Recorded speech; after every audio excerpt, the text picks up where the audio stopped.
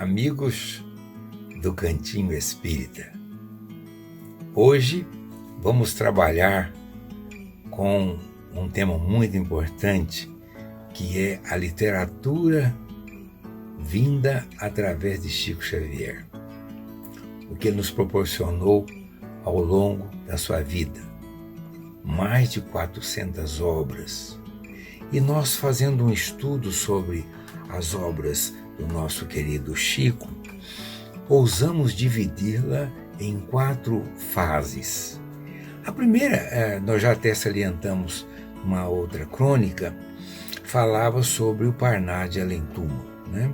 Interessante, quando o Parnaso saiu, Humberto de Campos ainda estava vivo. Era escritor, pertencia à Academia Brasileira de Letras, e ele chegou a compulsar, ele leu o livro, ele leu o Parnaso de Além-Túmulo. E é interessante porque ele chegou a escrever uma crônica dizendo o seguinte: olha, aqui se encontra o verso frouxo e ingênuo de Casimiro de Abreu, o verso largo e grave de Antero de Quental, o verso fúnebre, filosófico de Augusto dos Anjos. São ali dezenas e dezenas de poetas salientando que a vida continua, demonstrando a imortalidade do ser. Nós diríamos então que esta é a primeira fase do Chico, importante para acordar a humanidade. Nós não tínhamos televisão, nós não tínhamos o rádio na sua plenitude, então a literatura foi aquilo que a espiritualidade encontrou para jogar ao mundo esta informação. Bom, na segunda fase, agora nós já temos um maestro. Nós temos Emmanuel, que como um maestro vai usar a batuta para iniciar essa grande fase.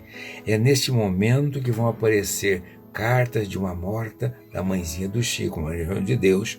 Nós vamos ter agora o Humberto já desencarnado e que parte para Pedro Leopoldo, escrevendo Crônicas de Além-Túmulo, Reportagem de Além-Túmulo e uma série de outras contribuições no campo do conto e da crônica. Nós vamos ver que neste momento acontece um fato extraordinário. O nosso querido Emmanuel radiografa a sua própria vida. É neste momento que nós temos o há 2000 anos. Nós não compreendemos Jesus porque ninguém foi testemunha ocular da história a não ser ele, que chegou a conviver com o Mestre, chegou inclusive a dialogar com o Mestre, ouvir o Mestre, ali no seu há 2000 anos. Como é que nós poderíamos entender a vida de Saulo se transformando em Paulo se nós não tivéssemos Paulo e Estevão, que é uma outra crônica que nós gostaríamos de salientar num outro encontro. E neste momento nós vamos ter o que eu já comentei em outro momento, as análises dos versículos do Evangelho, e aí nós vamos ter o Caminho, Verdade e Vida, nós vamos ter Fonte Viva, Vinha de Luz, Pão Nosso, Palavra da Vida Eterna e outros, em que o Emmanuel e uma equipe, porque nós acreditamos que ele não está sozinho nesse trabalho, ele mergulha no pensamento de Jesus e nos traz então talvez uma das mais profundas interpretações do Novo Testamento. Agora vamos chegar na terceira fase. É nessa terceira fase que começam as homenagens dos Espíritos, sobretudo do nosso Emmanuel, analisando o Livro dos Espíritos e produz então Religião dos Espíritos.